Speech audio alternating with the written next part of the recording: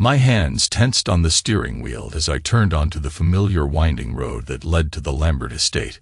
The gleaming mansion loomed ahead, a monument to old money and even older secrets. I'd sworn never to return here, yet here I was, driving up to the very place that represented everything I'd lost. "You okay, Dad?" Hazel's voice pulled me from my thoughts. At 16, she had her mother's high cheekbones, but thankfully my eyes. Observant and steady. "I'm fine, sweetheart." I wasn't. Coming back to the Lambert family reunion was like willingly walking into a snake pit, but I had my reasons. 5 years. 5 years since Natalie had shattered our marriage, and the Lamberts had helped destroy what remained of my life. Now I was Liam Sullivan, divorced architect whose career had somehow survived the scandal, returning with our daughter to face the family that had treated me like an unwelcome stain since the day I'd married into their precious dynasty.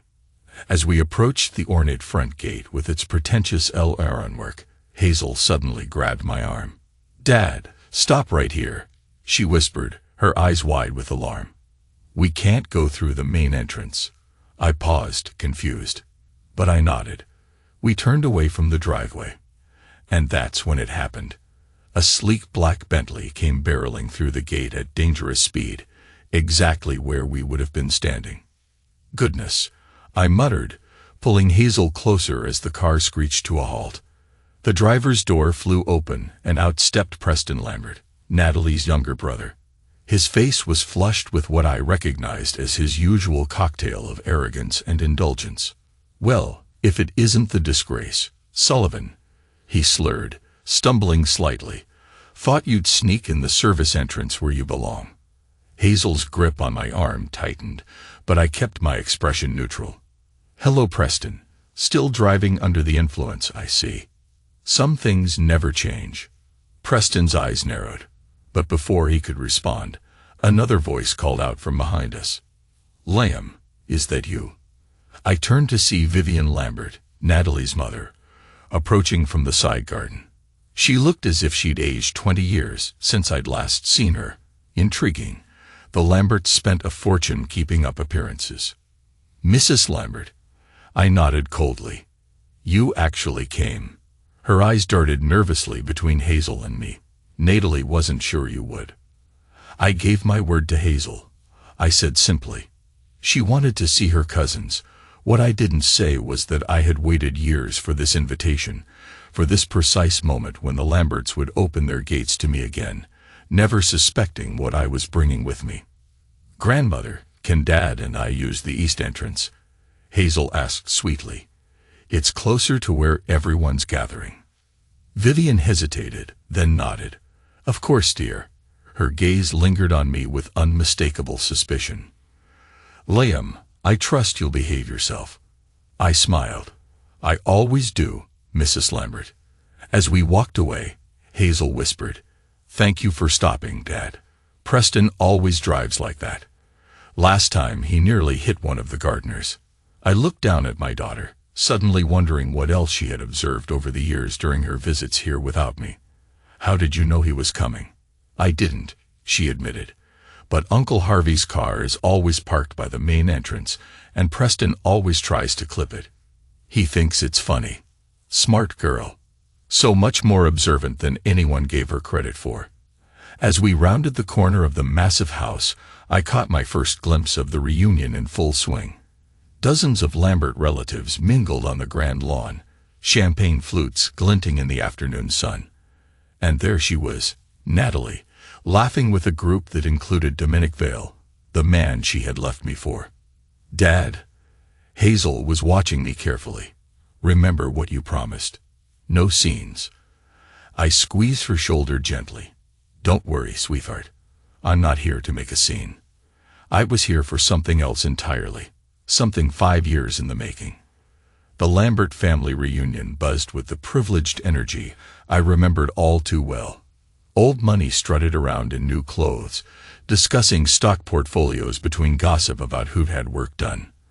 I stood at the periphery, nursing a scotch I had no intention of drinking. "Sullivan," a voice boomed from behind me. Didn't expect to see you breathing the rarefied air up here again. I turned to face Harvey Lambert, Natalie's father, and the patriarch of this dynasty built on timber, real estate, and other people's misfortunes.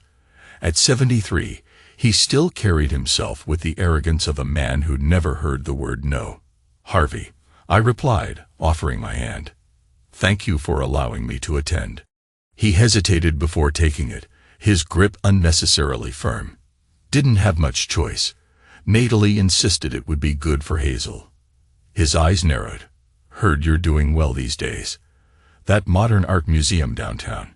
Your design, wasn't it?" It was.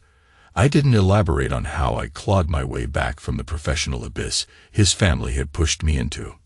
"Well," he said with practiced magnanimity, "perhaps things worked out for the best." I smiled thinly. Perhaps they did. Over Harvey's shoulder, I spotted Dominic Vale approaching, Natalie at his side. They made a picture-perfect couple, both tall, blonde, and dripping with the easy confidence of people who'd never faced consequences. "Liam," Natalie greeted me, her voice carrying that practiced warmth she used for awkward social situations. "I'm glad you could make it." Hazel's thrilled. I nodded. Wouldn't miss it. Dominic extended his hand. "Sullivan, good to see you." 10 years ago, when he'd been merely Natalie's college friend visiting for dinner, I'd shaken that same hand across my own dining table. Now I took it again, noting the monogrammed cufflinks. DVL, so he finally managed to legally become Dominic Val Lambert. The merger was complete. "How's the architectural world treating you?" he asked, in the tone of someone inquiring about a hobby rather than a career. "Beautifully," I replied. "Just finished the Westlake Tower project." His smile flickered. The Westlake deal had been one he'd tried, and failed, to secure for his own development company. "Congratulations," he managed. "Lucky break." "Luck had nothing to do with it," I said pleasantly. Natalie cleared her throat. "Liam, I was hoping we could talk privately later about Hazel's college tours this fall." "Of course," I agreed, though she seems to have her heart set on RISD, Rhode Island School of Design. About as far from the business schools the Lamberts traditionally attended as one could get.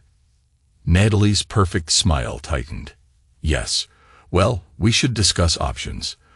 The Lambert Foundation has connections at Harvard and Yale that cold." "I'm sure we'll figure it out," I interrupted smoothly. As the conversation drifted to meaningless pleasantries, I glanced around for Hazel, spotting her with her cousins by the pool. She caught my eye and gave a small thumbs up, our signal that everything was proceeding as planned. Nearby, I noticed Vivian Lambert deep in conversation with her sister, Beatrice, both of them shooting glances my way. I excused myself from Natalie and Dominic and made my way toward the bar, deliberately passing close enough to overhear. "Can't believe she invited him," Beatrice was saying, "after what he tried to do to the family." "Shoo," Vivian cautioned. Natalie insisted. "Something about showing Hazel they can be civil." "Civil? After he nearly—" Beatrice stopped abruptly as she noticed me. I nodded politely. "Ladies, lovely party." Vivian's smile was glacial. "So glad you could come, Liam. Though I'm surprised you wanted to." "Family is important," I said simply, walking away before they could respond.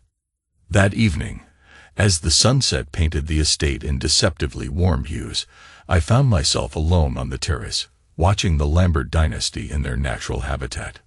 The divorce had granted Natalie primary custody of Hazel, with me receiving generous visitation, a court's concession to the character assassination the Lamberts had orchestrated.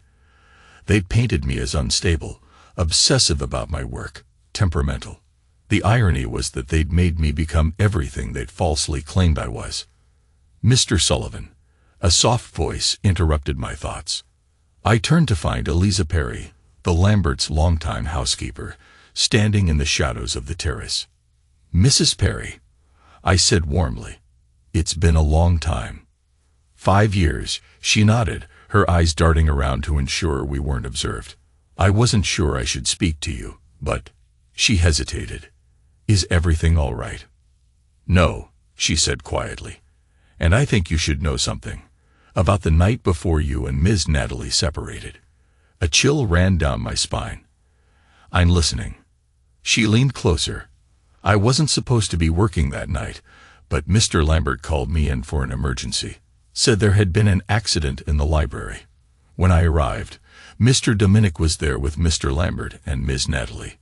There was broken glass, and Ms. Natalie was crying." "What kind of accident?" "I don't know exactly. But Mr. Lambert kept saying, 'It's taken care of. No one will ever know.' And later, when I was cleaning, I found—" She hesitated again. "Found what?" "Mrs. Perry. A cufflink, with your initials. But it was bent, and had what looked like blood on it." She shook her head. "The next day, everything happened so fast. The separation announcement, you moving out, those terrible stories in the papers. I always wondered." My mind raced. "Do you still have the cufflink?" She shook her head. "Mr. Lambert took it, but I thought you should know. All these years, it didn't sit right with me." Before I could respond, Hazel appeared at the terrace door. "Dad, Mom's looking for you. She says it's time for the family photo." Mrs. Perry melted away as quietly as she'd appeared. "Coming, sweetheart," I said, my mind still reeling from this new information. As we walked back inside, Hazel whispered, "Did you talk to Mrs. Perry?" I looked at my daughter sharply. "You knew she wanted to speak with me." Hazel didn't meet my eyes. "I might have mentioned to her that you were coming today." I studied my daughter's face, seeing a calculation there I'd never noticed before. "Hazel, what else haven't you told me?" She finally looked up, her expression eerily reminiscent of my own, when I'd made the decision to return here. "Lots of things, Dad. But don't worry, you'll know everything soon." The Lambert family photo was a choreographed display of dynasty and dominance. 4 generations arranged by height and importance, with Harvey and Vivian seated regally at the center. I stood at the far edge, included only because Hazel had insisted. A little to the left, Mr. Sullivan directed the photographer, a nervous man clearly aware of the family politics at play. I complied, noting how Dominic had positioned himself directly behind Harvey, the crown prince behind the king. As camera flashes popped, I caught sight of a familiar figure slipping through the garden doors. Theodore, Teddy, Lambert, Natalie's cousin, and the family's designated black sheep. The last I'd heard, he'd been disinherited after a spectacular meltdown at Harvey's 70th birthday party. After the photos, I made my way through the crowd until I found Teddy alone by the bar, already several drinks deep. "Well, if it isn't my fellow exile," he slurred, raising his glass in a mock salute. "Welcome back to hell, Sullivan." "Teddy." I nodded. "Surprised to see you here." He barked a harsh laugh. "Grandfather's dying wish. Family unity and all that nonsense." He leaned in conspiratorially. "The old man's got 6 months, tops. Aggressive pancreatic cancer. But don't tell anyone I told you. It's the family's latest dirty little secret." I feigned surprise, though I'd known about Harvey's diagnosis for months. "Sorry to hear that." Teddy waved dismissively. "Don't be. He's finally getting what he deserves." He lowered his voice. "Just like dear cousin Natalie. And that snake Dominic will get theirs." My interest sharpened. "What do you mean?" Teddy's bloodshot eyes gleamed. "You think you're the only one they've messed over. Join the club, architect boy." He glanced around before continuing. "Meet me in the old boathouse in an hour. There's something you should see." Before I could press him further, Natalie appeared, her smile tightening when she saw us together. "Teddy, I see you found Liam," she said coolly. "I hope you're not boring him with your conspiracy theories." "Just catching up with a fellow member of the Screwed by the Lamberts Club," Teddy replied cheerfully.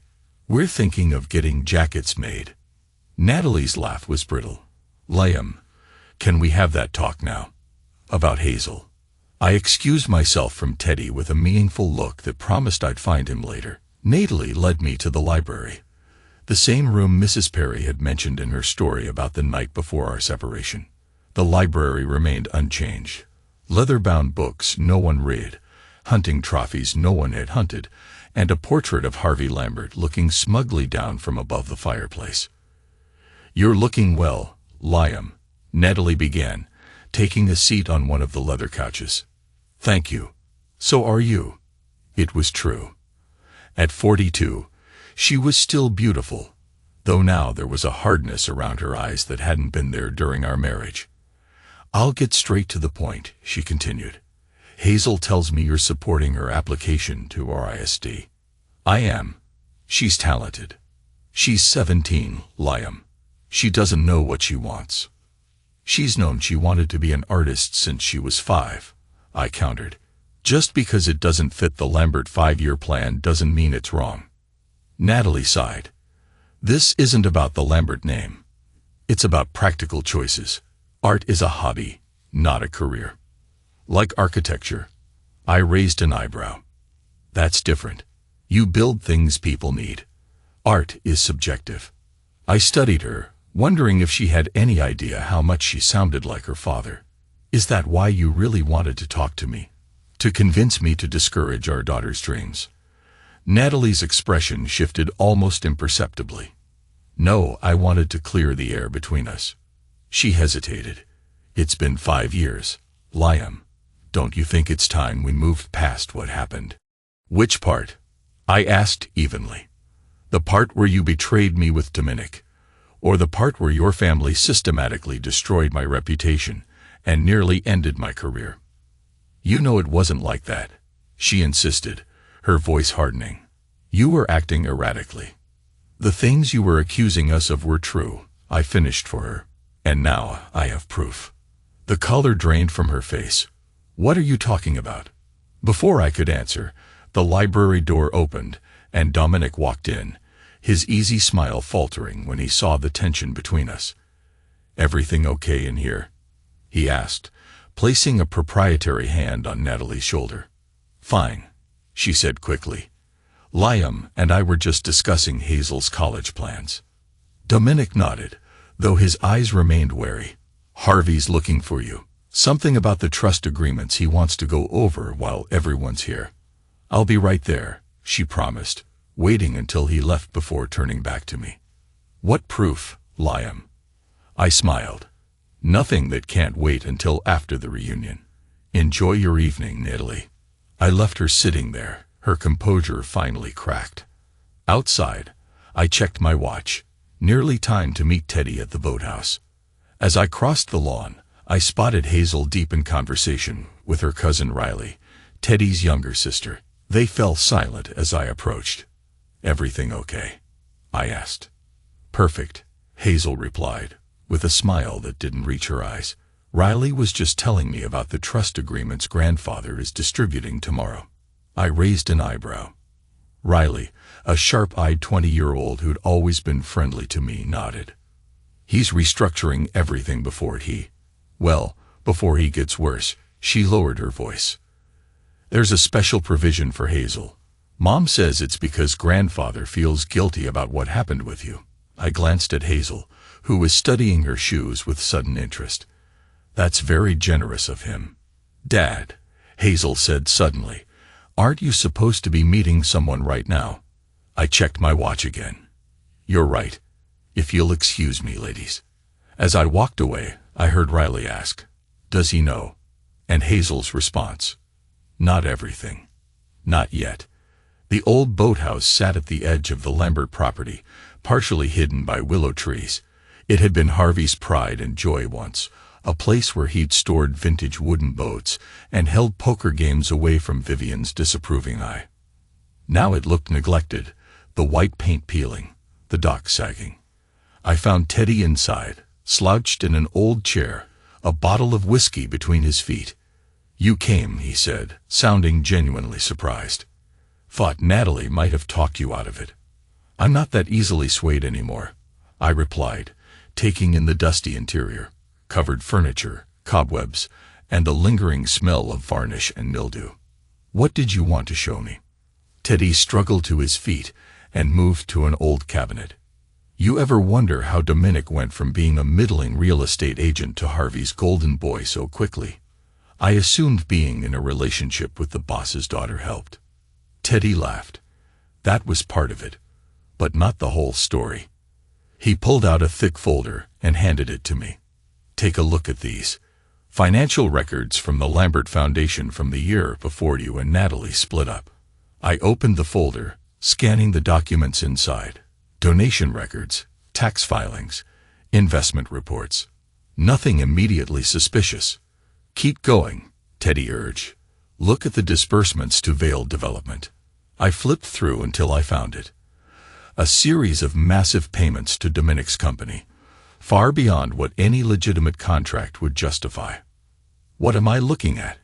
I asked, though I was beginning to understand. Money laundering, Teddy stated flatly. Harvey was cleaning cash through Dominic's company, and in return, Dominic got investment capital, connections, and eventually, Natalie. How did you get these? I asked, still paging through the damning evidence. I worked for the foundation before my departure, Teddy explained. I've had these hidden for years, waiting for the right moment. And that moment is now. Why? Teddy's eyes hardened. Because Harvey's dying, and he's rewriting all the trusts. Those of us who know too much are being cut out. He took a long pull from the whiskey bottle. I heard your firm is designing the new Lambert Foundation headquarters. This was news to me. Am I? That's the announcement Harvey's planning for tomorrow's brunch. Some kind of olive branch to you, supposedly. But really, it's just another way to keep you controlled. My mind raced. If what Teddy was saying was true, and the documents certainly suggested it was, this changed everything. What do you want, Teddy? I asked directly. Same thing you do, he replied with a bitter smile. Justice. Revenge. Whatever you want to call it. And what makes you think that's what I want? Teddy's laugh was hollow. Because I've seen your face every time you look at Dominic. It's the same way I look at Harvey. He leaned forward. I know you've been planning something. Hazel told Riley you've been making calls, asking questions about the old days. I kept my expression neutral. Hazel talks too much. Or maybe she's smarter than any of us realize, Teddy countered. She knows what they did to you, Liam. What they're still doing. I closed the folder. I need to think about this. Don't think too long, Teddy warned. Tomorrow, Harvey announces the new trust arrangements. Once those papers are signed, it'll be too late for some of us. As I left the boathouse, the weight of the folder heavy in my hands, I spotted a figure moving quickly away from the building. Someone had been listening. But who? I hurried back toward the main house, my mind processing this new information and how it all fit into my own carefully constructed plan. 5 years of patience, of rebuilding, of waiting for this exact moment. I couldn't afford mistakes now. Inside, the party was still in full swing, though with a slightly drunken edge as the night wore on. I scanned the crowd for Hazel, but didn't see her. Instead, I found myself face to face with Harvey Lambert himself. Sullivan, he said, his voice low. A word in private. It wasn't a request.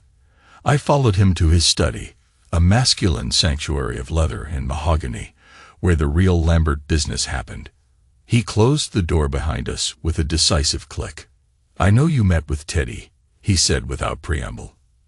And I can guess what he showed you. I remained silent, assessing him. Harvey sighed heavily, lowering himself into his desk chair with the careful movements of a man in pain. Teddy's always been troubled, vindictive. You shouldn't believe everything he tells you. The financial records seemed quite factual, I replied. Harvey's face remained impassive. Records can be manipulated, especially by someone with a grudge. He studied me. I'm dying, Liam. Cancer. 6 months, maybe less. I'm sorry to hear that. No, you're not, he said with unexpected frankness. But it does change things. How so? I've made mistakes, Harvey admitted. The way we handled your separation from Natalie, it was wrong. That's why I want you to design the new foundation headquarters. A fresh start. I regarded him skeptically. Why now, Harvey? After 5 years of blacklisting me from every major project in the city. He had the decency to look uncomfortable. Guilt, perhaps, or the perspective that comes with facing one's mortality. He paused. And because Hazel asked me to. This surprised me. Hazel. She's a remarkable young woman. Reminds me of my late mother. Sees right through people's pretenses. Harvey leaned forward. Whatever Teddy's planning. And he is planning something, make no mistake. Don't get drawn into it. For Hazel's sake. I'll keep that in mind, I said noncommittally. Harvey nodded, seemingly satisfied. The announcement will be tomorrow at brunch. The commission is substantial, Liam. It could re-establish your place in this city's architecture scene completely. My place is already established, I reminded him. Despite your best efforts. A flash of the old Harvey, hard, calculating, crossed his face. Don't mistake an olive branch for weakness, Sullivan. I'm still the head of this family. For now, I said quietly, and left him to ponder what I meant by that. The morning of the Lambert family brunch dawned with ominous dark clouds gathering on the horizon. Appropriate, I thought, as I knotted my tie in the guest room mirror. A storm was indeed coming, though not the meteorological kind. A soft knock at the door interrupted my thoughts. I opened it to find Hazel, already dressed in a simple blue dress that deliberately avoided the Lambert preference for ostentatious display. "Morning, Dad," she said, slipping into the room. "Sleep well?" "Well enough," I lied. In truth, I'd spent most of the night reviewing the documents Teddy had given me, cross-referencing them with my own research from the past 5 years.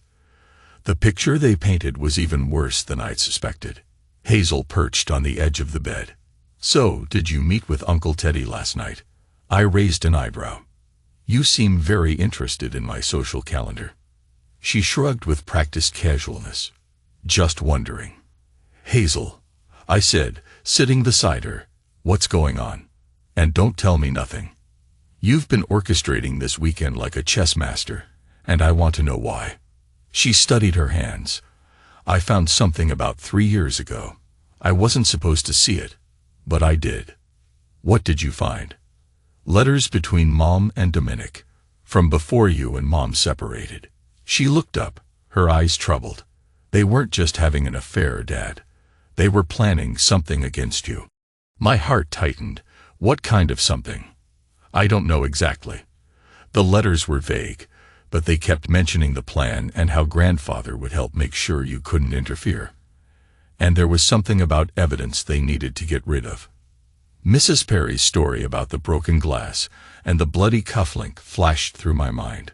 "Why didn't you tell me this before?" I asked gently. "Because I didn't understand what it meant until recently," she admitted. "And because I was afraid of what?"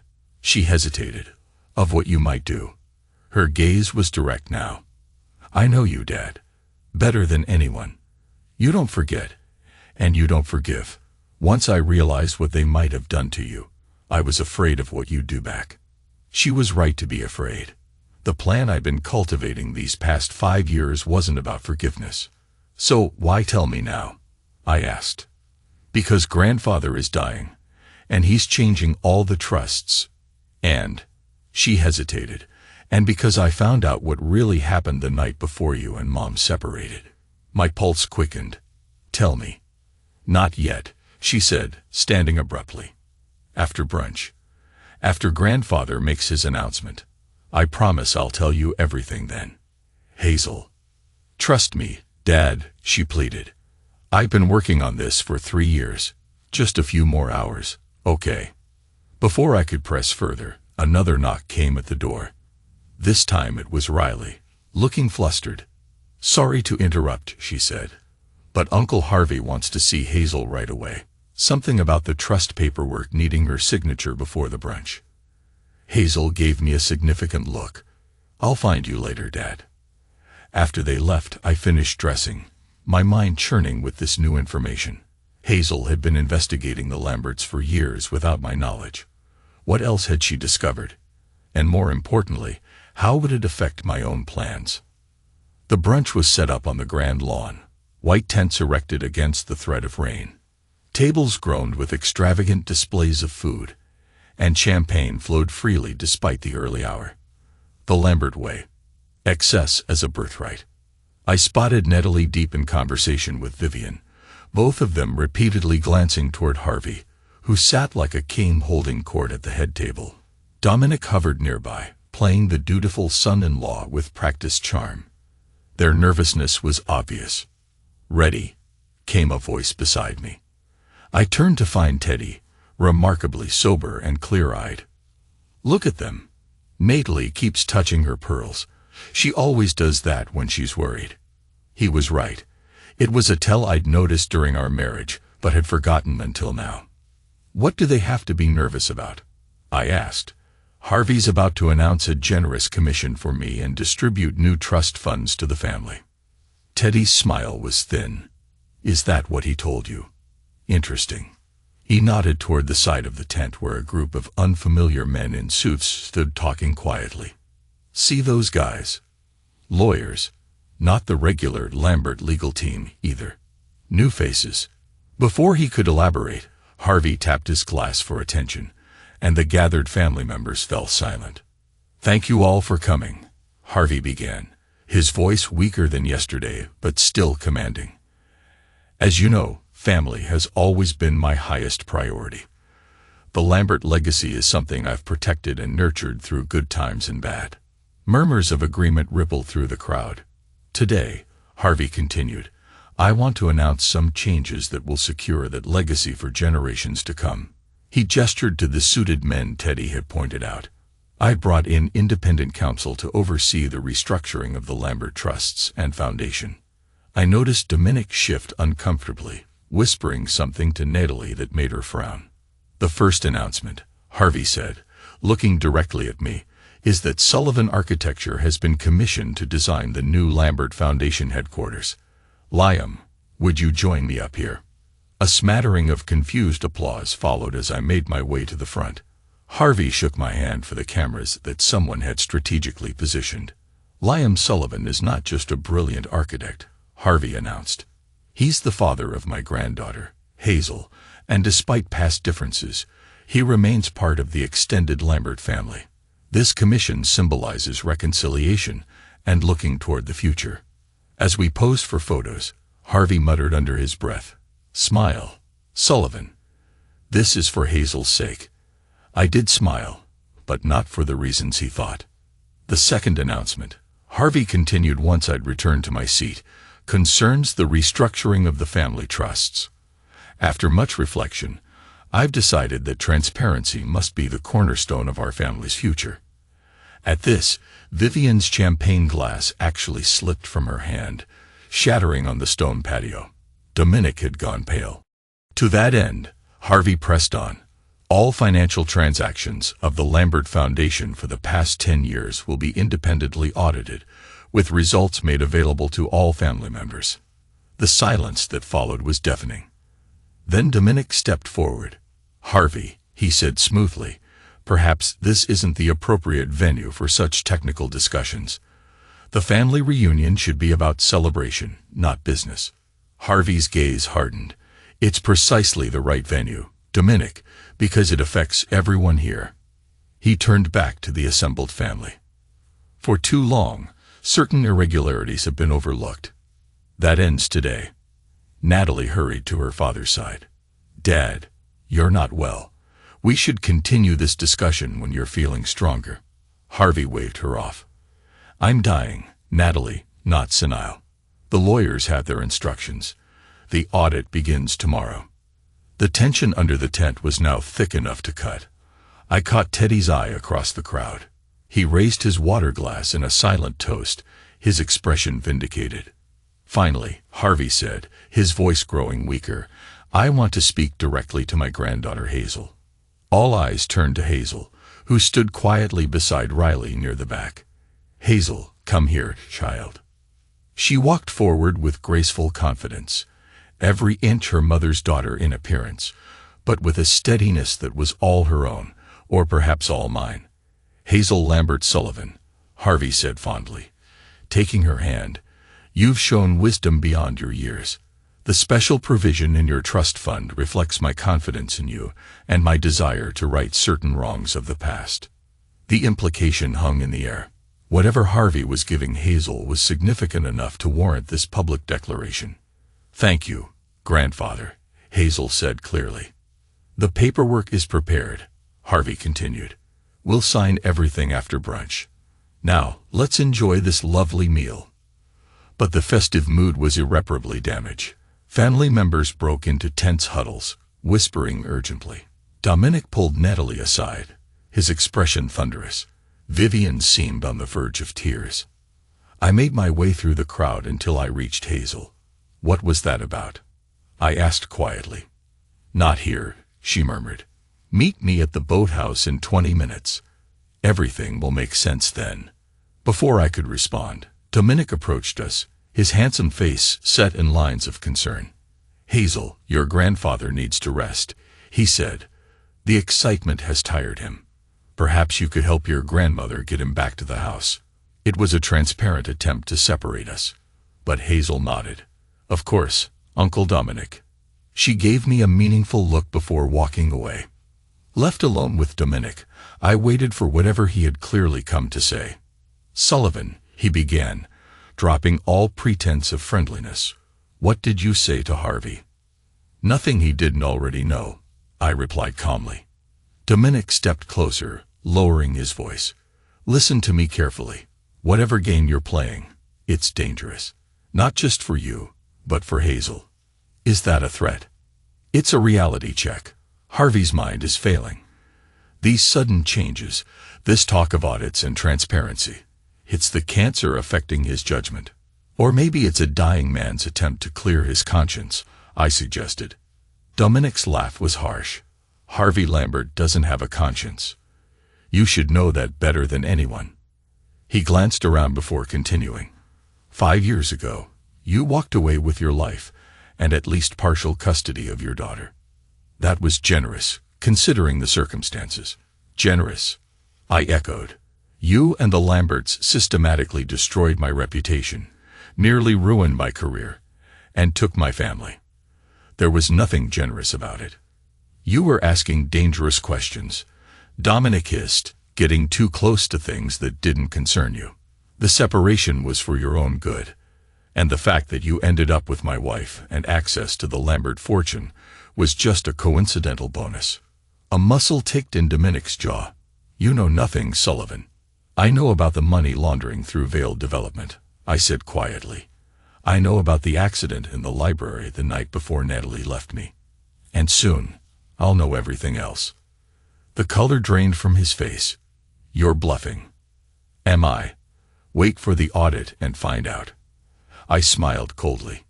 "Now, if you'll excuse me, I have a meeting to keep."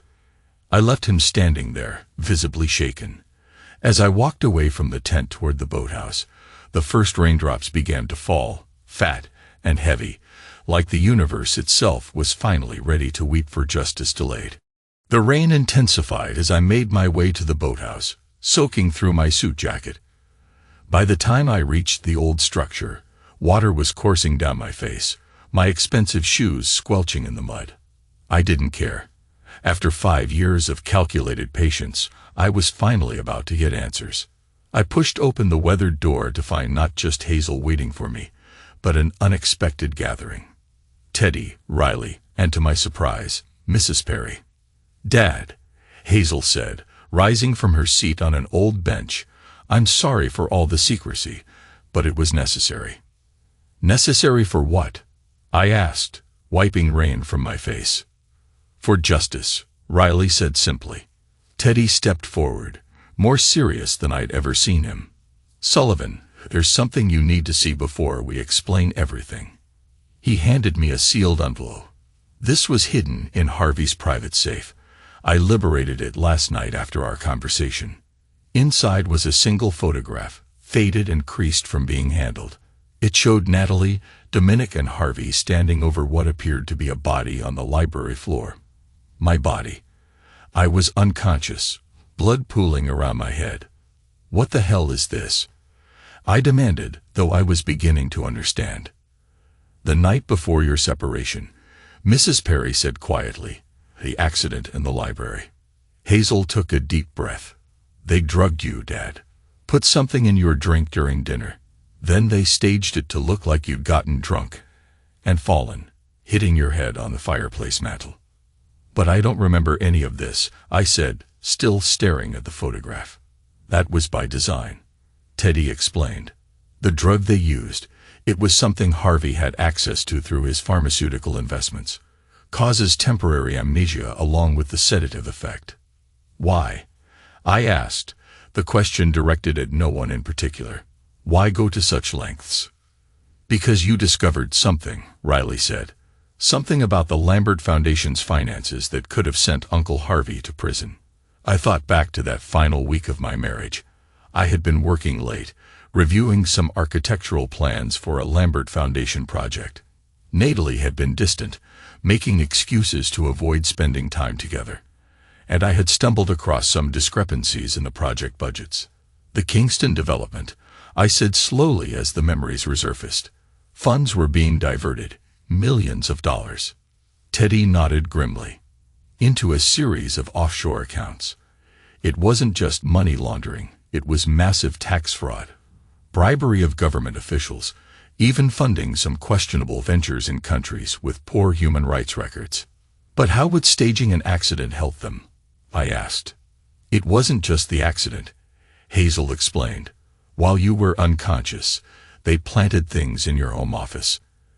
Evidence suggesting you were unstable, obsessed with conspiracy theories about the Lambert family. So when Natalie suddenly filed for separation the next day, I began. Everyone believed her story that you'd become mentally unstable, Mrs. Perry finished, especially after you couldn't remember the accident and denied it had happened. The pieces were falling into place now. The sudden separation, the whispers about my mental health, the character assassination that had followed. And then they used that same narrative to push me out of major architectural projects. I said, the old anger rising fresh, suggesting I was unreliable, possibly dangerous to work with. Exactly, Teddy confirmed. It was the perfect plan. Discredit you professionally and personally, so that even if you did start making accusations about financial irregularities, no one would believe you. I turned to Hazel, hurt warring with pride. How long have you known about this? I started putting it together 3 years ago, she admitted. I found the photo hidden in Mom's desk when I was looking for some school papers. At first, I didn't understand what I was seeing, but then I started noticing things. The way everyone got quiet when your name came up. How grandfather would change the subject if I asked about the separation. So you began investigating. I said, recognizing in her the same methodical determination I'd used in my own quest for answers. She nodded. Riley helped. And then we brought in Uncle Teddy, because he had access to financial records. And Mrs. Perry? I asked. She came to me, Hazel explained. After overhearing Dominic and Mom arguing about what really happened that night, she had suspicions from the beginning. I should have spoken up sooner, Mrs. Perry said regretfully. But I was afraid. My husband was ill, and the Lamberts provide our health insurance. I nodded, understanding the impossible position she'd been in. So Harvey's announcement today about the audit and transparency was our doing, Teddy finished with a hint of pride. Hazel squeezed my hand, her eyes shining with determination. We did it for you, Dad. For all of us. Now it's your turn. What happens next? We've been feeding him information gradually over the past 6 months, making him believe Dominic has been secretly working against the family interests, which isn't far from the truth, Riley added. Uncle Dominic has been siphoning funds from the foundation for years, with or without grandfather's knowledge. And Natalie? I asked, dreading the answer. How much did she know? Hazel's expression softened with sympathy. Everything, Dad. She was part of it from the beginning. The relationship with Dominic started almost a year before the separation. The plan to discredit you was her idea. The confirmation hit me like a physical blow, even though I'd suspected as much. I'd spent 5 years rebuilding my life, planning my return to the Lambert fold, all to expose the truth about that night and the financial crimes behind it. But I'd always held a sliver of hope that Natalie had been manipulated, that she'd regretted her role in what happened. "I'm sorry, Dad," Hazel said, watching my face carefully. "I know you loved her once." I straightened, pushing the personal pain aside.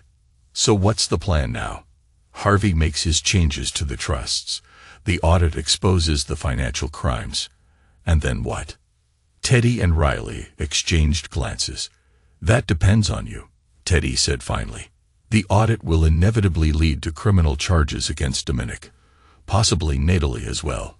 Harvey might escape legal consequences given his health, but his reputation will be destroyed." "And the Lambert fortune?" I asked. "Will be significantly diminished after fines and legal fees," Riley explained. "Plus, any assets tied to illegal activities will be seized." I turned to Hazel. "And the special provision Harvey mentioned, for you?" She hesitated before answering. "He's giving me controlling interest in the legitimate holdings of the Lambert portfolio. Real estate, mainly, including this estate." I blinked in surprise. "Why would he do that?" "Guilt," Teddy suggested. "Or maybe he finally recognized which family member has actual integrity." "Or maybe," Riley added softly, "he knows what we've been doing, and this is his way of making amends without admitting fault." Thunder cracked overhead, and rain drummed harder on the boathouse roof. Through the windows, I could see the main house lit up against the darkening sky, the party continuing despite the weather. "There's more," Hazel said, her voice suddenly hesitant. "Dad, remember how you always said coincidences make you suspicious?" I nodded, a chill running down my spine that had nothing to do with my rain-soaked clothes. "The night before Mom left you, when they staged the accident, there was another accident here at the estate, a real one." She looked at Teddy for support. "My father," Teddy continued quietly, "Uncle Howard, Harvey's younger brother, and my father. He supposedly fell down the stairs after having too much to drink, died instantly." "I remember," I said slowly. "It happened the same weekend, but I was already in the hospital by then, being treated for my accident." "It wasn't an accident," Mrs. Perry said flatly. "I overheard Mr. Harvey and Mr. Dominic talking about it years later. Mr. Howard had discovered the financial irregularities too. He confronted his brother, threatened to go public. The implications were staggering." "Are you saying Harvey had his own brother killed?" "Not directly," Teddy said, his voice tight with old grief. "But he created the situation that led to it. And Dominic. Dominic was there that night. He admitted it to Natalie during an argument I overheard last year." I looked at each of them in turn, these unexpected allies in my quest for justice. "What do you want from me?" "Your help," Hazel said simply. "We've done the groundwork, gathered the evidence, but we need someone with nothing left to lose to take it to the authorities." She gave me a sad smile. "And you're the only person the Lamberts have already destroyed once. They can't hurt you again." Little did she know that I'd spent the past 5 years preparing for exactly this moment. My own investigation had uncovered much of what they were telling me, but hearing it confirmed, having the photograph as evidence, this was better than I could have hoped for. "I need time to think," I said finally. Hazel nodded. "The trust signing is scheduled for 4 o'clock. We have until then to decide how to proceed." As if on cue, Riley's phone buzzed. She checked it, her expression turning grim. "It's Mom. They're looking for all of us. Apparently, Harvey's condition has worsened. They're calling a doctor." "Go," I told them. "It would look suspicious if you're all missing. I'll stay here and think." One by one, they filed out into the rain. Hazel lingered behind. "Dad," she said quietly, "whatever you decide, I want you to know I'm proud of you. The way you rebuilt your life after what they did to you. She swallowed hard. It wasn't just about finding evidence. I needed to know what kind of man my father really is. After she left, I sat alone in the dim boathouse, the photograph heavy in my hand. 5 years of calculated moves, of rebuilding my reputation brick by brick, while simultaneously gathering evidence against the Lamberts. 5 years of compartmentalizing my rage, so I could be the father Hazel needed, while plotting the destruction of her maternal family. And now it turned out she'd been doing the same thing, building her own case against them, seeking her own form of justice for what they'd done to me. Like father, like daughter. I pulled out my phone and dialed a number I'd memorized but never used. Agent Harlow. A crisp female voice answered. Who am I speaking with? This is Liam Sullivan, I said. We have a mutual friend in Christopher Wagner at the SEC. Mr. Sullivan, she acknowledged, her tone shifting to alert interest. Chris mentioned you might call someday. He said you were building a case. The case is built, I replied. And I'm ready to present it. How quickly can you get to the Lambert estate? Chapter 6. The Confrontation. The rain had eased to a steady drizzle by the time I made my way back to the main house. The atmosphere inside was tense, the usual Lambert grandeur muted by the somber mood. Harvey was seated in a wingback chair by the fireplace, his face pale but his eyes sharp. Natalie and Dominic stood nearby, their expressions a mix of concern and anxiety. Vivian paced the room, wringing her hands. There you are, Liam, Natalie said, her voice tight. We've been looking for you. Harvey's not well. I heard, I replied, approaching the old man. How are you feeling, Harvey? He waved a dismissive hand, like a man on borrowed time. But I've made my peace with that. Today was a good day. A day of reckoning and redemption. Dominic's eyes narrowed, but he said nothing. Natalie bit her lip, her gaze flickering between us. Where's Hazel? I asked, turning to Vivian. She's upstairs with the doctor, Vivian replied. He's running some tests. She's been so worried about her grandfather. I nodded, taking a seat across from Harvey. I can understand that. Family is important, after all. Harvey's lips curled into a faint smile. Indeed, it is. And today, I've ensured that my family will be taken care of, no matter what happens to me. The door opened, and Hazel entered, her face composed but her eyes troubled.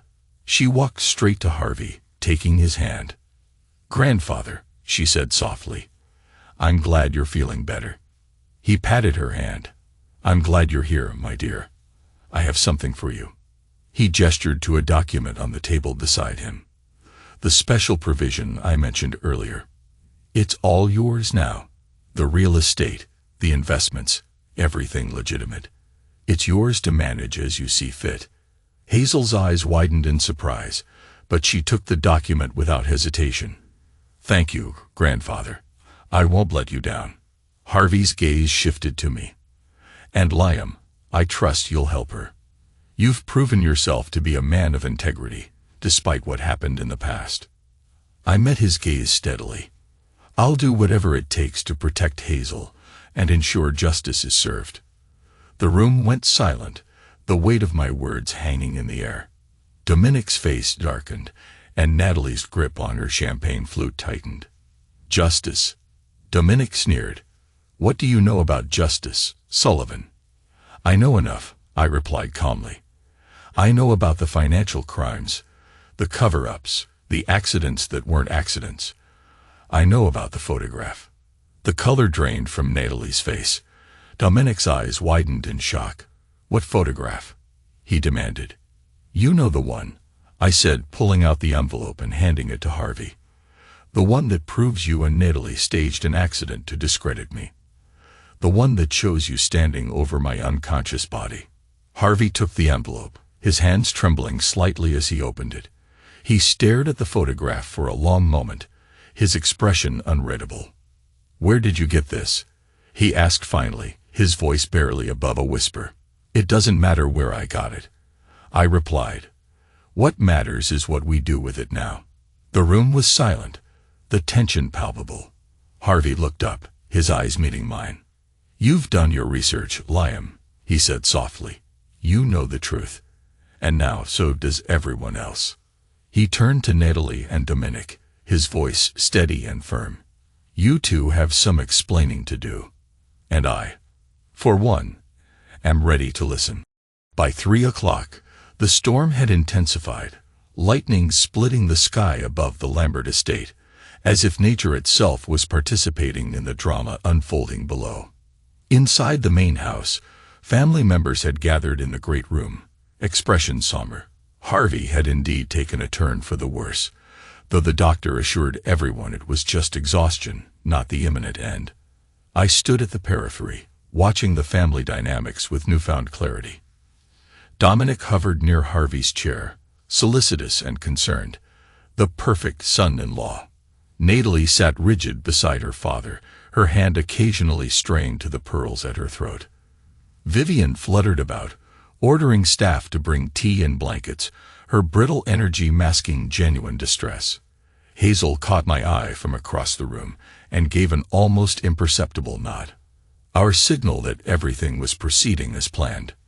"Liam," Harvey called weakly, beckoning me closer. "Have you considered my offer?" I approached his chair, aware of Dominic tensing beside him. "I have, Harvey. It's very generous. But," he prompted, always sharp enough to hear the unspoken reservation. "But I'd like to discuss some specifics before I accept. Perhaps after you've rested." Harvey's eyes narrowed slightly. "No time like the present, Sullivan. The lawyers are still here. We can sign all the paperwork at once, your commission and the trust revisions." Before I could respond, the great room doors opened, and Preston stumbled in, drenched and agitated. "There are federal agents at the gate," he announced to the stunned room. "FBI, SEC, I don't know who else. They're saying they have a warrant." The reaction was immediate. Vivian gasped. Natalie went pale. Dominic's hand tightened visibly on the back of Harvey's chair. Harvey himself remained remarkably composed. "Let them in," he said after a moment. "Preston, tell security to grant them access." "Dad," Natalie protested, "you need to rest. We can handle whatever this is." Harvey's gaze hardened. "No, Natalie. I believe we've had enough of handling things behind closed doors." He turned to me, his expression unreadable. "This is your doing, isn't it, Sullivan?" The room fell silent, all eyes turning to me. "Not entirely," I admitted, "but I've contributed." Dominic stepped forward, his handsome face contorted with rage. "You ungrateful fool. After everything Harvey has offered you. After everything you took from me," I corrected him calmly. "There's a difference." "What is he talking about?" Vivian demanded, looking between her husband and daughter. Harvey sighed heavily. "It seems our past has finally caught up with us, my dear." The sound of multiple vehicles pulling up outside drew everyone's attention. Through the windows, we could see several black SUVs, their headlights cutting through the rain and darkness. "Dad," Hazel said, moving to stand beside me, her voice steady, "I think you should explain to everyone what's happening." All eyes swiveled to her, surprise evident on most faces. The room tensed, perched on the edge of revelation as thunder rumbled overhead. Hazel, the quiet observer, the obedient granddaughter, suddenly taking center stage. "Hazel, honey," Natalie began in a placating tone, "this is complicated adult business. Why don't you—" "No, Mom," Hazel interrupted firmly. "This involves me too. It has from the beginning." I placed a supportive hand on my daughter's shoulder, immensely proud of her courage. "Hazel discovered the truth about what happened the night before you left me, Natalie," I said. "The staged accident, the drugging, all of it." Gasps and murmurs rippled through the assembled family members. "That's ridiculous," Natalie said, but her voice lacked conviction. "You fell, Liam. You were drinking."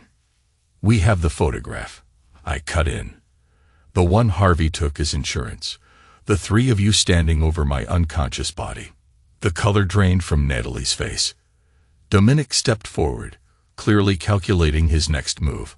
Whatever you think you know, whatever evidence you think you have is currently being presented to federal agents, I finished for him. Along with evidence of financial crimes spanning nearly a decade, Teddy added, stepping forward to stand beside Hazel and me. Money laundering, tax evasion, bribery of government officials, and murder. This revelation sent a shockwave through the room. Even some of the Lambert relatives who had been looking at us with suspicion now turned questioning gazes toward Harvey. Howard's death was an accident, Harvey insisted, though his voice had weakened further. A tragic accident. Was my accident also tragic, Harvey? I asked quietly. Or was it conveniently timed to discredit me before I could expose what I'd found? The sound of the front door opening and firm footsteps in the hall silenced further discussion. Agent Harlow entered, flanked by several other agents. Her expression was professionally neutral despite the dramatic scene she'd walked into. "Harvey Lambert?" she asked, though she clearly knew who he was. Harvey straightened in his chair, summoning the dignity that had served him well through decades of business dealings. "I am Harvey Lambert. How can I help you, Agent?" "Harlow, FBI," she replied, producing a document. "This is a warrant to search these premises and seize financial records related to the Lambert Foundation and Val Development Corporation." She turned slightly. "We also have a warrant for the arrest of Dominic Val Lambert on charges of financial fraud, money laundering, and conspiracy." Dominic's face contorted with fury. "This is absurd. You can't possibly." "We have extensive evidence, Mr. Val Lambert," Agent Harlow said calmly, "including testimony from multiple witnesses and detailed financial records going back 10 years. As agents moved to take Dominic into custody, Natalie finally broke her frozen stance, rushing to her father. "Dad, do something. Call the lawyers." Harvey looked suddenly, every day of his 73 years, the fight draining from him as he watched his empire begin to crumble. "The lawyers can't help with this, Natalie." "Mrs. Val Lambert," Agent Harlow continued, turning to Natalie, "we'll need you to come with us as well for questioning regarding your involvement in these matters." Natalie looked genuinely shocked. "I'm not involved in Dominic's business dealings." "Perhaps not directly," I interjected, unable to keep the bitterness from my voice. "But you were very involved in discrediting me when I discovered those dealings. The staged accident, the drugging, the character assassination that followed, all to protect the family fortune." Tears welled in Natalie's eyes. "Liam, you don't understand. It wasn't like that. I was trying to protect Hazel's inheritance, her future, by taking her away from me and poisoning the family against me." Hazel finished coldly. "Knowing a judge would believe the Lambert family over a supposedly unstable architect." The raw pain in my daughter's voice cut through me. All these years, I'd been focused on the professional damage, the financial setbacks, the personal humiliation. I hadn't fully considered how deeply the separation had wounded Hazel herself. "I think we've heard enough," Agent Harlow said professionally. "We'll sort out the details downtown." She nodded to her agents, who began leading Dominic and Natalie toward the door. Dominic, always calculating, turned to Harvey as he was being escorted out. "Harvey, you need to fix this. Use your connections, call in favors." But Harvey didn't respond. He was looking at me with an expression I couldn't quite decipher, part resignation, part grudging respect. "You orchestrated this well, Sullivan," he said quietly as the agents led Dominic and Natalie away. 5 years in the making, I suppose." 4 years, 11 months, and 17 days, I corrected him. "But who's counting?" A ghost of a smile flickered across his lips. "Always detail-oriented. It's what makes you a good architect. And it seems my granddaughter inherited that trait." "Mr. Lambert," Agent Harlow interrupted, "we'll need to ask you some questions as well." Harvey nodded wearily. "I assumed as much. Though I doubt I'll live long enough to see the inside of a courtroom." "Dad," Vivian protested weakly, but Harvey waved her off. "It's time for truth, Vivian. God knows we've had precious little of that in this family." He turned back to me. What happens now, Sullivan? You've won. The Lambert name will be dragged through the mud. The fortune diminished, my daughter and son-in-law facing criminal charges. Is that enough revenge for you? I considered the question carefully. It's not about revenge, Harvey. It's about justice. For me, for Howard Lambert, for everyone your family has hurt over the years. And for Hazel, Harvey added, looking at his granddaughter with genuine affection. You did this for her too, didn't you? To show her that the truth matters, that actions have consequences, even for people like us. Especially for people like you, I corrected. As the agents helped Harvey to his feet, preparing to escort him for questioning, he paused before me. The commission offer was genuine, by the way. I really did want you to design the new foundation headquarters. Despite everything, you're the best architect I know. I'll pass, I said simply. I have other projects to focus on. Fair enough. He turned to Hazel. The trust provisions stand, regardless of what happens today. I've made sure of it. Use it wisely, my dear. And with that, Harvey Lambert was led away. The once mighty patriarch reduced to an old man in the rain, his carefully constructed empire collapsing around him. The great room emptied quickly after that, shell-shocked family members dispersing to process what had happened. Even Vivian left, escorted by concerned relatives to her private quarters. Hazel, Teddy, Riley, and I remained, standing in silence as the storm continued to rage outside. Is it over? Riley asked finally. I looked at my daughter, seeing the complex emotions playing across her face. Relief, sadness, uncertainty about the future. The worst part is, I answered, the legal proceedings will take time. The media coverage will be extensive. The Lambert name is finished, Teddy said, not sounding particularly upset about it. Even if some of the legitimate assets survive, the reputation is destroyed. Hazel moved to the window, watching the agents loading her mother and Dominic into separate vehicles. Mom will go to prison, won't she? Probably, I admitted, though likely for less time than Dominic. Her involvement in the financial crimes seems peripheral. But she knew about Uncle Howard, Teddy pointed out, about your drugging and the staged accident. That makes her an accessory. Hazel nodded slowly. I know, I never thought it would end like this. I joined her at the window, placing a gentle hand on her shoulder. How did you think it would end, sweetheart? She turned to me, her eyes welling with tears she'd been holding back. I thought maybe, once they knew we had the evidence, they'd confess. Make amends somehow. That Mom would, I don't know, be sorry. My heart ached for her. Despite everything she'd discovered, despite her role in bringing the truth to light, she was still a daughter who had hoped for redemption from her mother. I'm sorry it didn't work out that way, I said softly. Hazel straightened her shoulders, wiping away a stray tear. Don't be. They made their choices, all of them. And now they have to live with the consequences. She looked at me with sudden intensity. Just like you lived with the consequences of what they did to you. But you rebuilt. You survived. You didn't let them break you. Neither did you, I said proudly.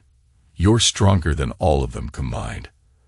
As the last of the federal vehicles pulled away, Teddy raised an imaginary glass. To justice delayed, but not denied. To truth, Riley added. To rebuilding, I said, looking at my daughter. Hazel nodded, a small smile finally breaking through her tears. To what comes next? Outside, the storm began to subside. The rain gentled from torrent to shower. The first hints of clearing sky appeared on the horizon, a fitting metaphor for the day's events. The Lambert legacy of secrets and manipulation was ending. What would rise in its place remained to be seen. The weeks following what the press dubbed the Lambert collapse passed in a blur of legal proceedings, media coverage, and profound personal reckonings. The family reunion that had begun as a carefully orchestrated trap had spiraled into the complete implosion of one of the city's most prominent dynasties. I stood in my downtown apartment, staring at the front page of the business section. Lambert Foundation executives indicted on 32 counts of financial fraud. The accompanying photo showed Dominic being led into the courthouse, his once confident expression replaced by haggard defeat. Natalie had managed to secure bail, claiming limited knowledge of the financial crimes. But the evidence against her involvement in my accident and the subsequent character assassination was damning. Her lawyer was frantically negotiating a plea deal, hoping to minimize her prison time. Harvey, true to his prediction, had escaped courtroom justice. His cancer had accelerated rapidly under the stress, confining him to hospice care at the estate. Doctors gave him weeks, not months. A knock at my door pulled me from these thoughts. I opened it to find Hazel, dressed in simple jeans and a sweater rather than the designer clothes Natalie had always insisted upon. "Hey, Dad," she said, stepping inside and eyeing the newspaper. "More bad press." "Just the usual," I replied, folding the paper away. "How are you holding up?" She shrugged, dropping onto my couch with a teenage casualness that belied the adult burdens she'd been carrying. "Okay, I guess. It's weird at school. Everyone knows, of course. Some people avoid me, like financial crime is contagious. Others suddenly want to be my friend, as if I'm some fascinating criminal-adjacent celebrity. And your real friends? They've been great." She managed a small smile. "Riley's been staying with me at the estate, having another teenager around helps." Since the arrests, Hazel had been living at the Lambert estate under the nominal guardianship of Vivian, though in reality, she was essentially on her own.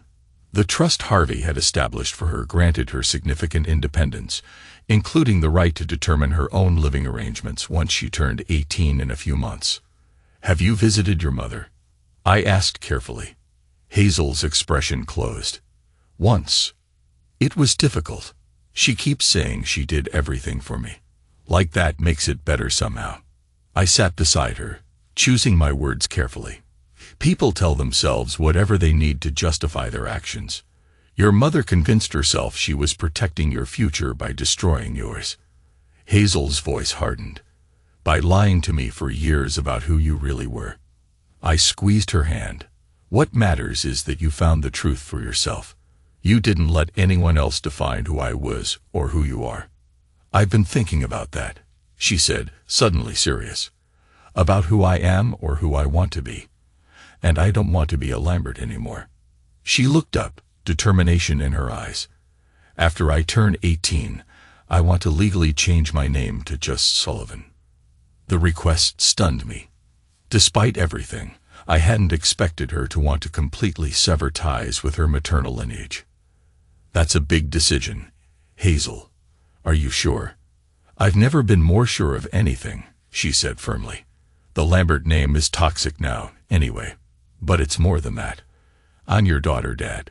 You're the parent who taught me integrity, who showed me that you can rebuild after everything falls apart." She took a deep breath. "I don't want any connection to people who could do what they did to you." Pride and sorrow mingled in my chest. Pride in the strong, principled young woman my daughter had become. Sorrow that her journey to this point had been so painful. "If that's what you want, I'll support you," I promised. "But don't rush into it. Give yourself time to process everything." She nodded, then switched topics with teenage abruptness. "Grandfather's asking to see you." I stiffened. "Harvey." "What?" She hesitated. "He wouldn't say exactly, just that he needs to speak with you before." She left the sentence unfinished. "I have no interest in giving Harvey Lambert deathbed absolution," I said flatly. "I don't think that's what he wants," Hazel replied. "He specifically said it was about Uncle Howard and about the night of your accident. That caught my attention. Despite all the evidence we uncovered, the exact details of Howard Lambert's death remained murky. If Harvey was finally willing to clarify his role in his brother's demise, it could provide Teddy and Riley with the closure they desperately needed. "When does he want to see me?" "Today, if possible. The doctors say he's fading fast." I sighed, weighing my options. Part of me, the part that had nurtured revenge for nearly 5 years, wanted to deny Harvey this final request. Let him die with his secrets intact, without the relief of confession. But another part, the part that had raised Hazel to value truth above all else, knew I would be a hypocrite to refuse. "I'll go this afternoon," I decided. Hazel's relief was visible. "Thank you. I know it's asking a lot." "Not for you," I assured her. "Never for you." Later that day, I found myself driving up the now familiar winding road to the Lambert estate. The property had lost its intimidating grandeur in recent weeks, becoming instead a symbol of collapse. Its manicured grounds were neglected as staff members departed the sinking ship. Mrs. Perry met me at the door, her expression solemn. "Thank you for coming, Mr. Sullivan. He's in the master suite upstairs. The nurse is with him, but she'll step out when you arrive." The house felt cavernous and empty as I climbed the grand staircase. Vivian was reportedly staying with her sister in Connecticut, unable to face the daily reminders of her family's disgrace. Most of the household staff had been let go, unable to be paid as the family assets were frozen pending investigation. I knocked softly on the half-open door of the master suite.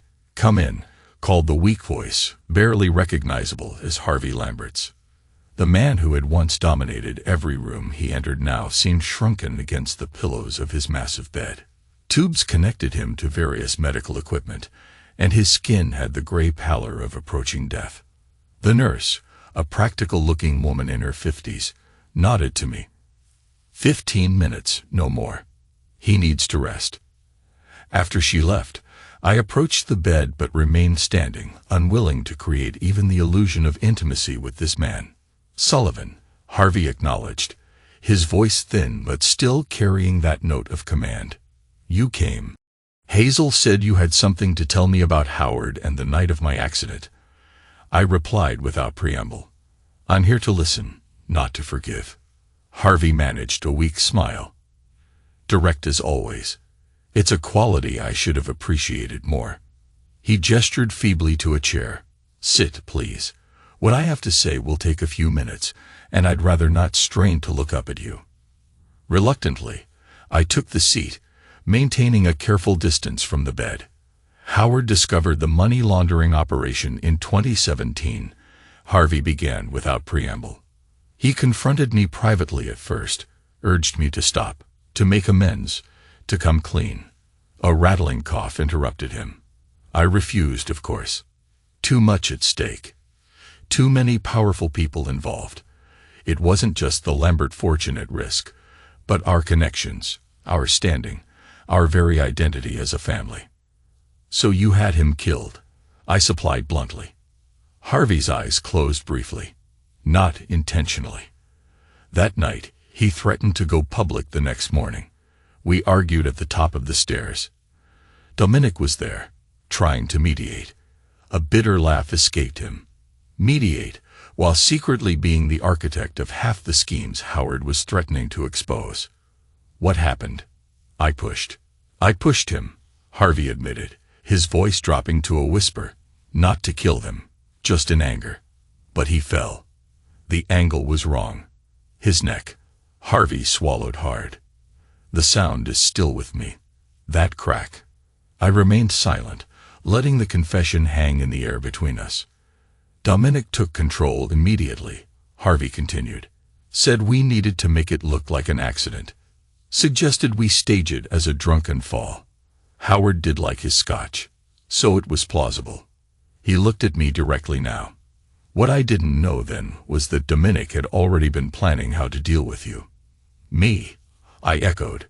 You'd been reviewing the Kingston development budgets, asking questions, getting too close to figuring out what we were doing. Harvey's breathing had become more labored. After Howard, Dominic was paranoid about another threat. But he didn't want another accident so soon. Too suspicious. So instead, they drugged you and staged a different kind of accident. I see, I said, the pieces finally coming together completely. To discredit me rather than eliminate me. Harvey nodded weakly. It was Natalie's idea, actually. She knew about the Kingston discrepancies, knew you were close to figuring it out. She and Dominic had been. He hesitated. Having an affair. I finished for him. I know. More than that. Partners. She brought him into the family business, pushed for him to have increasing control over foundation matters. Harvey's face twisted with something like regret. I let it happen. Thought Dominic had the killer instinct the Lambert business needed in the next generation. Didn't realize he'd turn it against the family itself eventually. So Natalie suggested drugging me to create a plausible reason for a sudden separation. I prompted, wanting to hear the full confession. Yes, the plan was to slip something into your drink at dinner, wait for you to become disoriented, then stage a fall in the library, photograph it as evidence of your instability. Then Natalie would express concern about your mental health, file for separation, citing your erratic behavior. He coughed again, longer this time. The character assassination afterward was improvised. You were more resilient than they expected, fighting for custody, questioning the separation. They needed to discredit you more thoroughly. And you went along with all of it, I said, not bothering to hide my contempt. I did, Harvey admitted. I convinced myself it was necessary. Another unpleasant business decision. And you were? I prompted.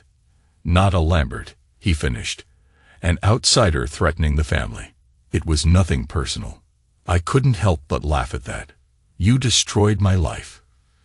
Took my daughter, nearly ruined my career, and it was nothing personal. Business. Business, Harvey insisted weakly. Always business. And Howard? I asked. Was that business too? Pain flashed across Harvey's face. That was a mistake. My greatest regret. Does Teddy know the full truth about his father's death? Harvey shook his head slightly. No one knows except Dominic, Natalie, and now you. His breathing grew more labored. That's why I wanted to see you. To ask. What? For forgiveness, he whispered. I stood, unable to remain seated calmly any longer. After everything you've done. No, Harvey whispered. To ask you to tell Teddy the truth. He deserves to know what happened to his father. He paused, gathering strength. And to give you this. From beneath his pillow, he withdrew a small USB drive. What is that? I asked. Insurance, Harvey replied. Every transaction, every illegal deal, every bribe and threat. I documented it all. Protected myself in case Dominic or anyone else ever turned on me. A grim smile touched his lips. Old habits. I took the drive cautiously. Why give this to me? Because you're the only one who might use it justly, Harvey answered, surprising me. Not to profit or to protect, but to ensure the full truth comes out. He coughed again, this time bringing up flecks of blood that the nurse had warned might happen. And because you're Hazel's father, she trusts you, respects you, despite everything we did to poison her against you. She found her own way to the truth. I said, pocketing the drive, she's smarter than all of us. Yes, Harvey agreed, a hint of genuine pride in his voice. A true Lambert in that regard. She's planning to change her name. I told him, perhaps cruelly, to Sullivan only. Rather than anger, resigned understanding crossed Harvey's face. Can't blame her. The Lambert name is poison now. He closed his eyes briefly. Tell her, I'm sorry. Not for the money or the estate or any of that, but for letting her grow up in a family where lies were the foundation of everything. The nurse reappeared at the door. Time's up, Mr. Sullivan. He needs rest. I stood to leave, the USB drive heavy in my pocket. Sullivan, Harvey called weakly as I reached the door. I paused, looking back at the dying man. In the end, he said, each word clearly and with effort, you won. Remember that. I considered his words. This wasn't about winning, Harvey. It was about truth. About justice and revenge. He added with the ghost of his old knowing smile. Don't deny it. I recognize the satisfaction of a well-executed plan when I see it. I didn't confirm or deny his assessment. Goodbye, Harvey. As I walked out of the Lambert mansion for what I hoped would be the last time, I realized Harvey was partly right. There had been satisfaction in watching the family that had destroyed me face the consequences of their actions. The architect in me appreciated the symmetry of it. They had dismantled my life, and I had returned the favor. But revenge hadn't been my primary motivation. Not really. It had been about clearing my name, about showing Hazel the value of perseverance and integrity, about justice for Howard Lambert, and everyone else the family had hurt over the years. At least, that's what I told myself as I drove away from the crumbling dynasty, the USB drive containing its final secrets secure in my pocket. 3 months after my final conversation with Harvey Lambert, I stood in the crisp October air beside Hazel, watching his workers remove the Lambert name from the facade of what had once been the family's flagship office building downtown. The property had been sold as part of the asset liquidation following the criminal convictions. "Strange to see it go," Hazel commented, her breath fogging in the cool morning. "That sign's been there my whole life." "Change isn't always bad," I replied, putting an arm around her shoulders. She leaned into the half-embrace. "I know. Sometimes it's necessary." She glanced at me. "Did you ever imagine, when you were planning your return to the Lambert fold, that it would end like this? Complete implosion." I considered the question carefully. I expected justice, consequences for what they did to me and others. But the scope of it, I shook my head. No, I didn't anticipate how completely the house of cards would collapse. The fallout had indeed been more extensive than any of us had predicted. Harvey Lambert had died 6 days after our conversation, taking many of his secrets to the grave, though not before signing a detailed confession about Howard's death that provided Teddy with the closure he'd sought for years. Dominic had received a 20-year sentence for financial crimes, conspiracy, and his role in covering up Howard's death. He was currently serving his time in a medium-security federal prison, his appeals exhausted. Natalie had fared somewhat better legally, accepting a plea deal that resulted in a 7-year sentence, of which she'd likely serve 4 with good behavior. Her tearful courtroom apology had seemed genuine to everyone except perhaps Hazel, who had attended the sentencing, but had not visited her mother since. The Lambert Foundation had been dissolved, its legitimate assets sold to pay restitution to victims of the financial schemes. The family fortune, once estimated at over $1 billion, had evaporated under the weight of legal judgments, fines, and asset seizures. Grandfather's provision for me survived, at least, Hazel noted, as if following my thoughts. Though it's weird being the only Lambert with any money left. "Sullivan," I corrected gently. "As of last week, you're officially Hazel Sullivan." She smiled at that, a genuine expression of contentment. "Right. Hazel Sullivan, architecture student." Her acceptance to RISD had come through last month, a bright spot amid the continuing fallout from the Lambert collapse. She deferred for a year, wanting to take time to process everything that had happened, and to help Riley and Teddy navigate their own changed circumstances. "How's Teddy doing?" I asked as we turned away from the building, walking toward a nearby coffee shop. "Better, I think. Having the truth about his dad helps, and the small inheritance from grandfather's personal estate means he can finally get proper treatment for his addiction issues." She hesitated. "He's talking about writing a book. About the family, the corruption, all of it. That could be therapeutic for him," I acknowledged. "And the public is certainly still interested in the story." The Lambert scandal, as the media had dubbed it, continued to fascinate the public months after the initial arrests. The legacy left behind was being rewritten, one story, one truth at a time. Books and documentary deals were already in the works, examining how one of the city's most prominent families had maintained a facade of respectability while engaging in criminal enterprises for decades. I had declined all interview requests, preferring to focus on rebuilding my life again, and supporting Hazel through the ongoing upheaval. The USB drive Harvey had given me had been turned over to federal prosecutors, ensuring that no aspect of the family's crimes remained hidden. "Here's something wild," Hazel said as we settled at a table with our coffees. "Mom wrote me a letter from prison. She wants to see me. I kept my expression neutral. How do you feel about that? Hazel traced the rim of her cup thoughtfully. Conflicted. Part of me never wants to see her again. But another part, I don't know. She's still my mother. You don't have to decide right away, I reminded her. Or ever, if that's what you choose. No one would blame you for cutting ties completely. Would you? She asked suddenly. Blame me, I mean. If I eventually decided to have some kind of relationship with her. The question caught me off guard. No, Hazel, that's your decision, not mine. I would never presume to dictate your relationship with your mother. Even after everything she did to you. I chose my words carefully. I won't forgive what Natalie did. The betrayal, the lies, using our daughter as a pawn in her schemes, those are unforgivable to me. But my feelings don't have to dictate yours. You're allowed to have your own journey with this.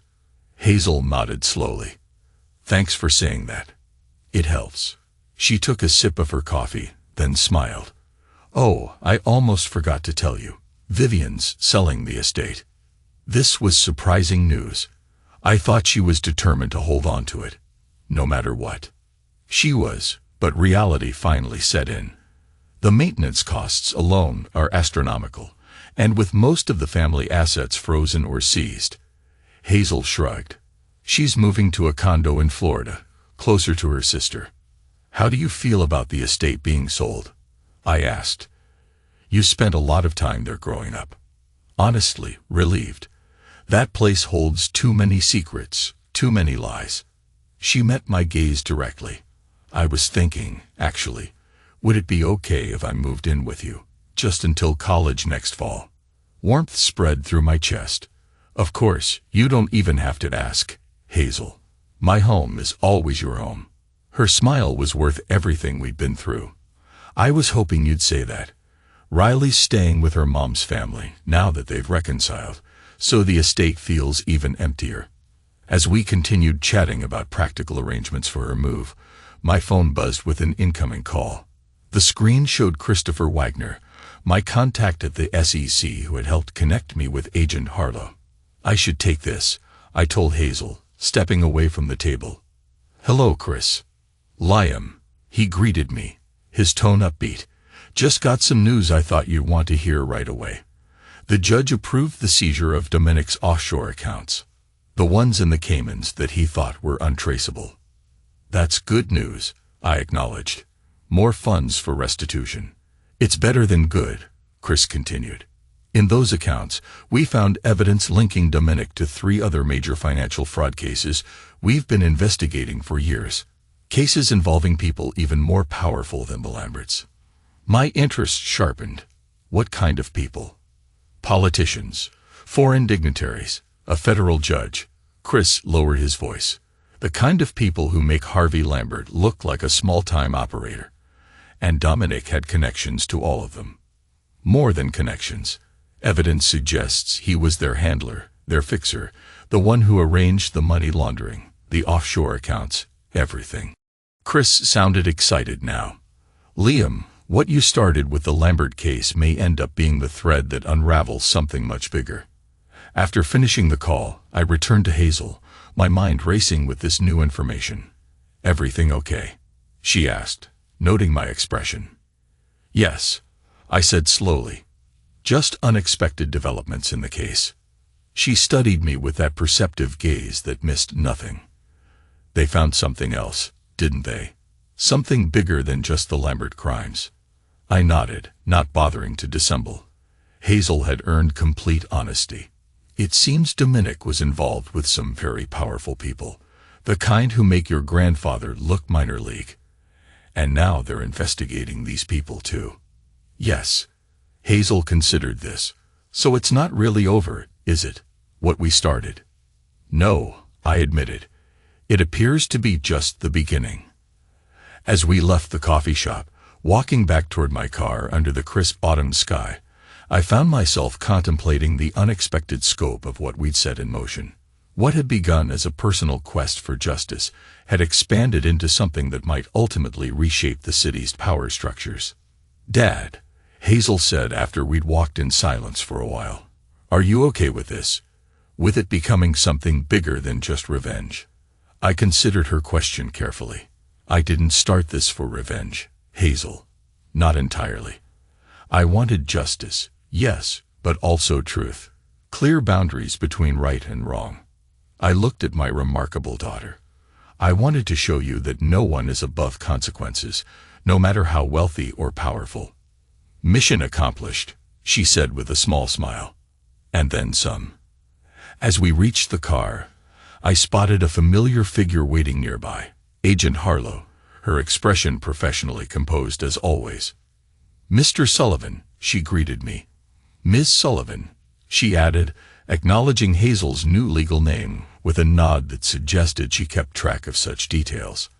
I was hoping to catch you both. Chris Wagner just called. I told her he mentioned new developments with Dominic's offshore accounts. That's part of why I'm here, she confirmed. The investigation has expanded significantly. She paused, glancing between Hazel and me before continuing.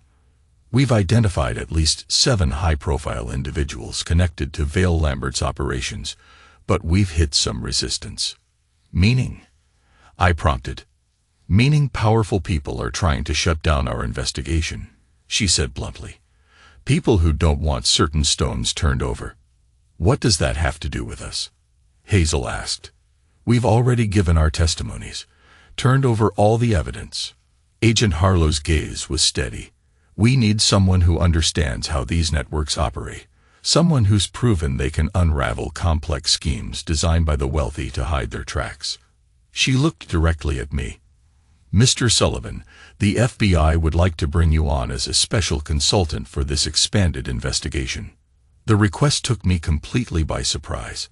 I'm an architect, Agent Harlow, not a financial investigator. You're also the man who spent 5 years meticulously building a case that brought down one of the city's most untouchable families, she countered. You have insights we need. I glanced at Hazel, finding her watching me intently. You should do it, Dad, she said quietly. Finish what we started. I turned back to Agent Harlow. I'll need to think about it. This wasn't what I planned. She nodded, understanding. Of course, but don't think too long. As I said, there's resistance. The window for action may close quickly. She handed me her card. Call me when you decide. After she departed, Hazel and I stood in silence for a moment. What are you thinking? She finally asked. I sighed, the weight of decision heavy on my shoulders. I'm thinking that I spent 5 years focused on the Lamberts, on clearing my name, on justice for what they did to me. I wasn't looking to start a career taking down corrupt, powerful people. But, she prompted, hearing the unspoken reservation in my voice. But if what Chris and Agent Harlow are saying is true, there are people even more dangerous than the Lamberts who've been operating with impunity. People who hurt others and never face consequences. Hazel nodded slowly. And you have a chance to change that. As we got into the car, the question hung between us. Was I satisfied with the justice I'd achieved for myself and Howard Lambert? Or was I willing to expand my focus, to use what I'd learned during my quest for personal vindication to help others who had been wronged by the powerful? The architect in me recognized the symmetry of it. I had rebuilt my own life from the ruins the Lamberts had left. Perhaps now I could help rebuild a system that had allowed such corruption to flourish unchecked for too long. Whatever you decide, Hazel said as we pulled away from the curb, I'm with you, Dad. In that moment, I knew what my answer would be. Not for revenge anymore, but for something larger. Something that might, in some small way, help make a better world for my daughter to inherit. 1 year later, the courtroom fell silent as the judge entered. I sat in the gallery beside Hazel, both of us dressed formally for the occasion. This was the culmination of a year's work. The sentencing hearing for Senator William Pearson, the highest-profile figure to fall in what the media now called the dominant conspiracy. My role as special consultant to the FBI's Financial Crimes Task Force had expanded far beyond what I'd initially imagined. What began as offering insights into Dominic's methods had evolved into a full partnership with Agent Harlow's team. My architectural training proved unexpectedly valuable in mapping the complex structures of corruption we were dismantling. "All rise," called the bailiff as Judge Martinez took her seat. Pearson stood at the defense table, his once commanding presence diminished by months of legal proceedings. Behind him sat his wife and adult children, their expressions a mixture of anger and resignation. As the judge began to speak, I felt Hazel slip her hand into mine, a silent gesture of support. At 19, my daughter had matured into a poised young woman whose experiences had given her wisdom beyond her years. Her first year at RISD had been successful, her talent for design flourishing in an environment that valued creativity over conformity. "Senator Pearson," Judge Martinez began, her voice firm, "you have been found guilty of 27 counts of bribery, money laundering, tax evasion, and conspiracy to obstruct justice. These are not merely crimes against the tax code or administrative regulations. They are betrayals of the public trust." I glanced across the courtroom to where Agent Harlow sat with the prosecution team. She gave me a slight nod of acknowledgement. We both knew how hard-won this moment had been. Pearson was just the latest in a series of powerful figures to face justice as a result of our investigation.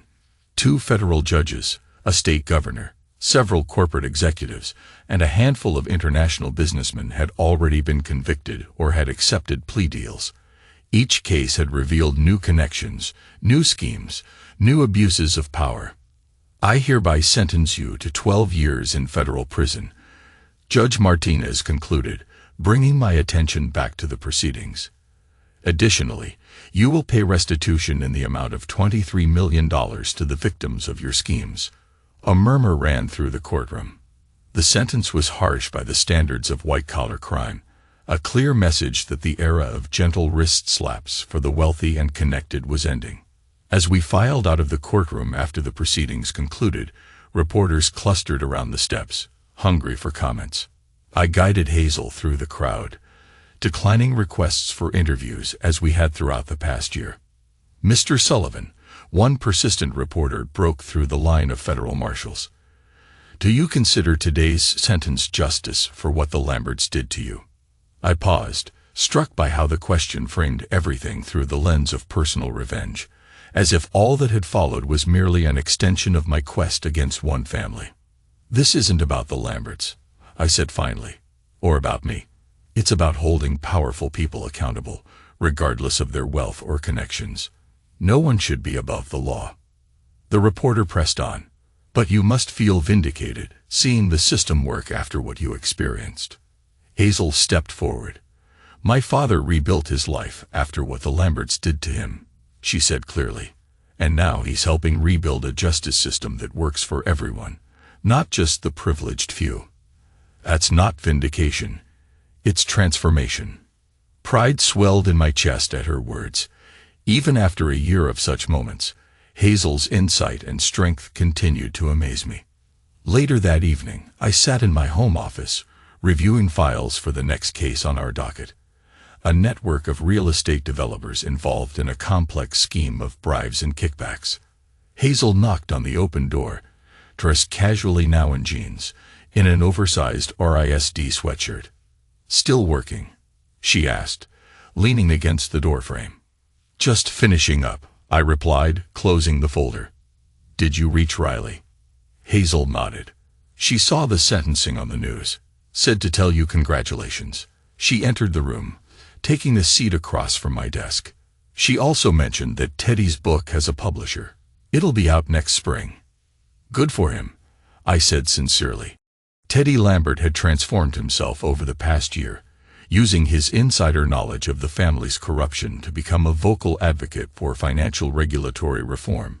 His forthcoming memoir promised to be both a personal redemption story and a scathing expose of privilege run amok.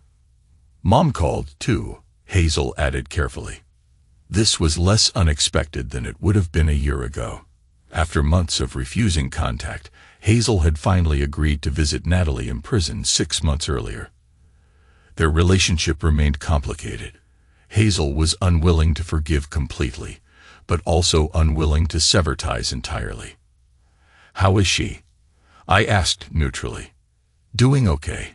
Teaching a GED class for other inmates now." Hazel hesitated. "She asked about you, actually. Wanted to know if you were happy." The question gave me pause. Was I happy? The past year had been intense. My days were filled with work that was meaningful, but often draining. The corruption we uncovered, the lives destroyed by greed and power, it could be disheartening. Yet there was satisfaction in knowing we were making a difference, and there was joy in watching Hazel flourish, in sharing a home with her when she wasn't at school, and in rebuilding our relationship after the years partially lost to the Lambert schemes. "I'm content," I answered honestly. "Not the way I expected to be using my skills, but the work matters." Hazel studied me thoughtfully. "You never did forgive her, did you?" "Mom, I mean." "No," I admitted. "Some betrayals go too deep for forgiveness." "What about grandfather? Or Dominic? Did you forgive them before they died?" Harvey had passed away a year ago, taking many of his secrets to the grave. Dominic, surprisingly, had died just 3 months earlier, an apparent suicide in his prison cell after learning of the expanded investigation into his network of corruption. "No," I said again. "I didn't forgive them either." "Does that make it harder?" she asked. "Carrying that with you?" I considered her question carefully. There's a difference between forgiveness and moving forward. I don't need to forgive what they did to find purpose and meaning in my life now. I looked at my remarkable daughter. "You taught me that, actually. Me. The way you handled everything. You didn't let bitterness consume you, but you also didn't pretend what happened wasn't wrong." I smiled slightly. "You found a way to acknowledge the harm without letting it define you." Hazel was quiet for a moment. "I have a confession," she said finally.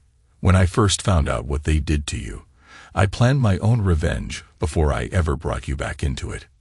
This surprised me. "What kind of revenge?" "Nothing as sophisticated as what you came up with," she admitted with a small smile. "Teenage stuff, mostly. Exposing their secrets at a family gathering. Making a scene. Public humiliation." "What changed?" "I realized it wouldn't really fix anything," she said thoughtfully. "And then I started thinking about what you would do. Not the you they had described to me all those years, but the real you, the one I remembered from before the separation, and the one I got to know during our visits." "And what did you think I would do?" I asked, genuinely curious. "Something methodical, something just. Something that would make things right, not just punish the guilty." She looked at me directly. "I decided to be more like you." The simple statement touched me deeply. "I'm honored you thought that way," I said softly. "Though I'm not sure I deserve such faith." "You do," she insisted. "Look at what you've built from the ruins they left you in. Not just your career, but this new path. Helping others get justice against people who thought they were untouchable." Her words made me reflect on the journey that had brought us here. From the broken architect determined to reclaim his reputation, to the special consultant helping dismantle networks of corruption that had once seemed untouchable. I never expected this path, I admitted. When I planned my return to the Lambert family reunion, all I wanted was to expose what they had done to me, to clear my name and make them pay. I gazed at the wall of my office, where newspaper clippings chronicled the fall of not just the Lamberts, but a dozen other powerful figures we helped bring to justice over the past year.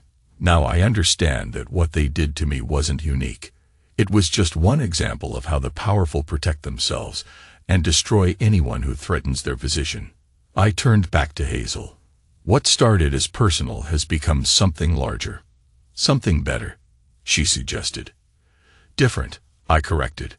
"I don't regret what I did to the Lamberts. I don't lose sleep over Harvey dying without my forgiveness or Dominic ending his life in that prison cell. They earned every consequence they faced." Hazel studied me, her expression thoughtful. "The reporter today asked if you felt vindicated. You didn't really answer." Because vindication isn't quite the right word, I explained. Vindication suggests I needed external validation, that I required the world to acknowledge I was wronged. I shook my head. I always knew the truth. What I needed was justice. And that's what I got. My phone buzzed with a text from Agent Harlow.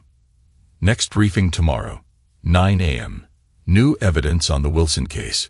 This one's bigger than we thought. Hazel noticed my expression. Another case. Always another case, I confirmed. The work never really ends. She stood, stretching. I should let you rest then. I promised Riley I'd video call her tonight anyway. At the door, she paused. Oh, I almost forgot. I got an interesting call from Mrs. Perry today. How is she? Good. The foundation we set up for former Lambert employees has helped her secure a nice retirement. Hazel hesitated. She mentioned that Vivian is trying to make contact with me. Apparently, she's been sober for 6 months and wants to reconnect with family. How do you feel about that? I asked carefully.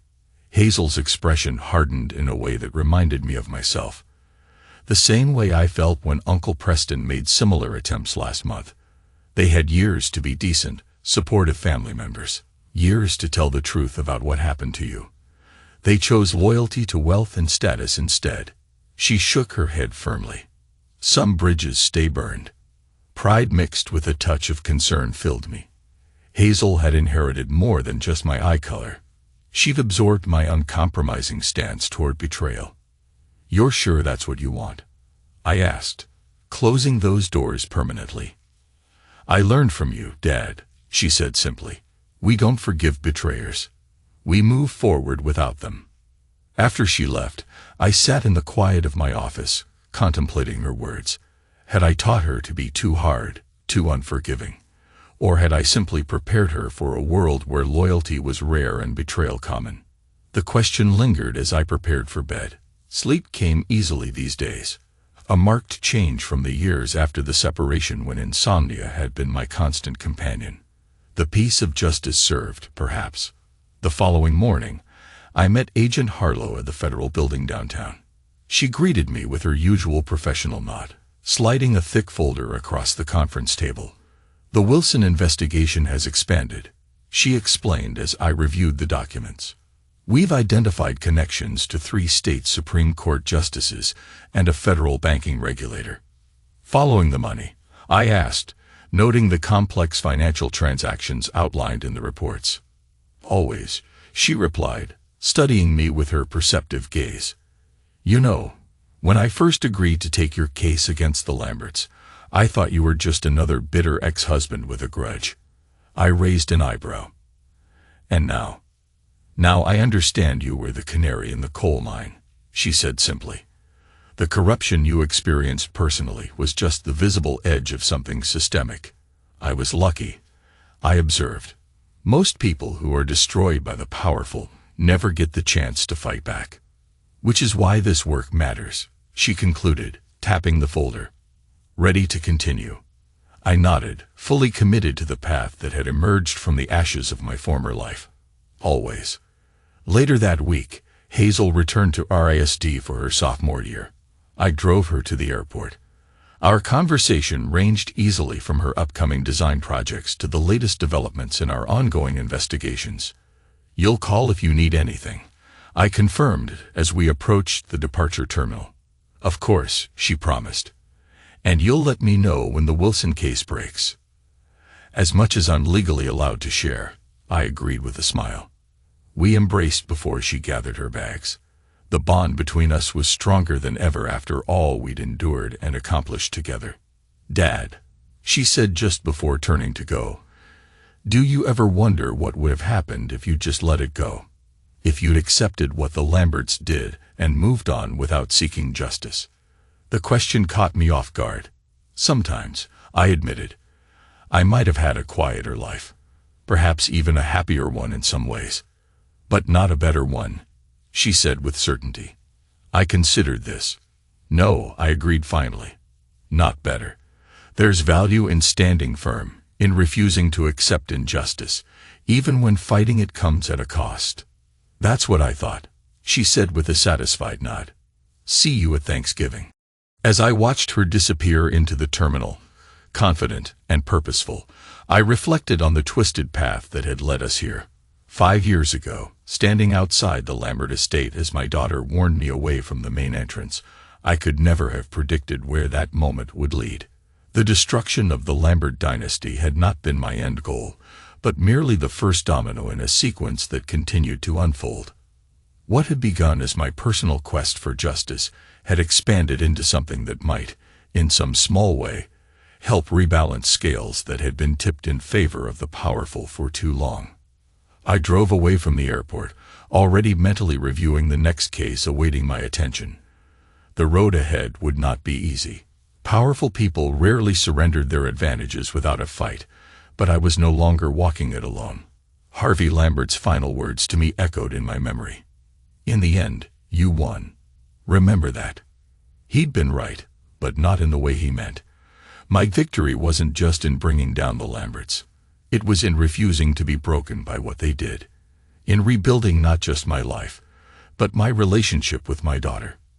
In transforming personal injustice into a broader mission for accountability, I had won. Not by becoming like them, though I had matched their ruthlessness when necessary, but by remaining fundamentally different, by valuing truth over convenience, justice over power, integrity over advantage. As I merged onto the highway back toward the city, I felt something that had been rare in the years following the Lambert betrayal. Contentment, not happiness. Exactly. I remained too clear-eyed about the world's injustices for that. But a deep satisfaction in knowing that I had faced the worst the powerful could do and emerged not just intact, but stronger.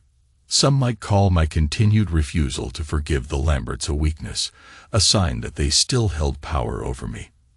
But I knew better. My unforgiving memory was not a burden, but a strength, a reminder of why the work I now did mattered. In the end, the broken architect had not just rebuilt his own life, but had found a way to help repair the very systems that had once been weaponized against him. Not with forgiveness, but with relentless pursuit of justice. Not with forgetting, but with transforming memory into purpose. That was a victory worth winning.